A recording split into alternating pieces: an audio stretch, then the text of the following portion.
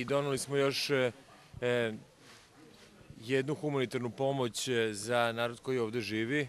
Ovde se ljudi bave poljoprivredom na ekstenzivan način i izuzetno u teškim uslovima zasnivaju svoju poljoprivrednu proizvodnju, što je zaista veliki problem. Ministarstvo poljoprivrede se trudi da tim ljudima olakša što više i da u ovom trenutku i svetske ekonomske krize koja je pogodila pogotovo one najugroženije slojeve u Srbiji najviše, da pokaže solidarnost, socijalnu i društvenu odgovornost i na takav način da primer svima ostalima da u ovom trenutku zaista svi moramo da damo što više od sebe, da pomognemo onima koji imaju manje i kojima je pomoć sigurno potrebna.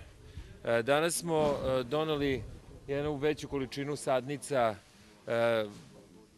od loznih kalemova preko sadnica jabuka, šljiva, krušaka, malina i drugog voća, otprilike negde oko 10.000 sadnica voća i oko 5.000 sadnica loznih kalemova. Takođe doneli smo i seme ječma i seme kukuruza za prolećnu setvu i nadamo se da će to u mnogome olakšati položaj ovih ljudi.